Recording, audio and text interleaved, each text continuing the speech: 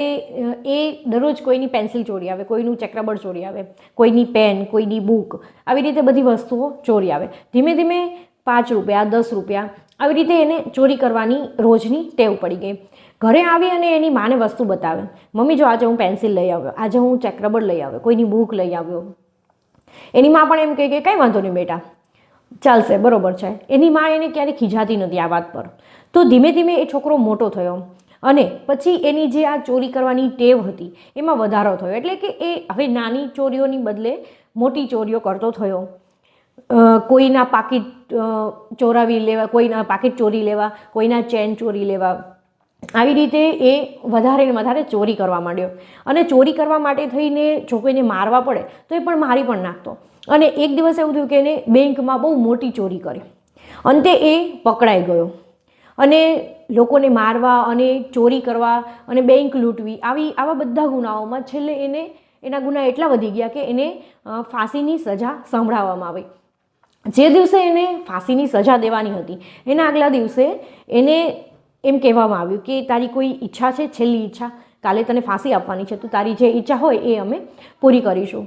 તો એ છોકરાએ કહ્યું કે મારે મારી માને મળવું છે, મને બસ એકવાર એને મળાવી દો. તો કહેવામાં આવ્યું કે કાંઈ વાંધો નહીં, ચલો તને તારી મા સાથે અમે મળાવી દેશું.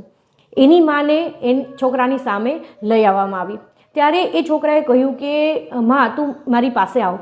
તો એની મા પણ ખૂબ દુઃખી હતી, રડતી હતી, કેમ કે એના દીકરાને ફાંસીની સજા મળવાની હતી. જ્યારે એની મા એ દીકરાની નજીક ગઈ ત્યારે એ છોકરાએ એની માના નાક ઉપર બટકું ભરી લીધું.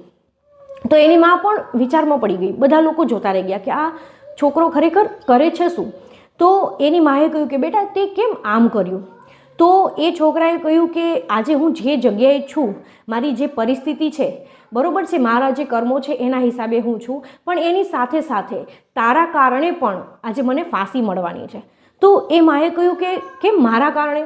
તો એ છોકરાએ કહ્યું કે માં, જ્યારે હું પહેલી વાર શાળામાંથી પેન્સિલ અને ચેકરબોર્ડ ચોરીને આવતો હતો ને, ત્યારે જો તે મને રોક્યો હોત ને, ત્યારે મને ઠપકો આપ્યો હોત, ત્યારે મને માર્યો હોત અને સમજાવ્યો હોત ને કે બેટા આ વસ્તુ ખોટી છે, તો કદાચ આજે મને ફાંસી ના મળે.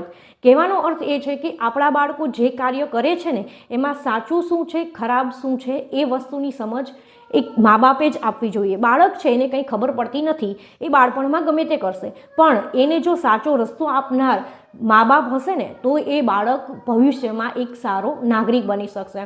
માટે મા બાપની ફરજ થાય છે કે આપણા બાળકો જો ભૂલ કરતા હોય ને તો ચોક્કસપણે આપણે એને રોકવા જોઈએ. જો વિડીયો સારો લાગે તો લાઈક કરો, કમેન્ટ કરો અને ચેનલને જરૂરથી સબસ્ક્રાઈબ કરો.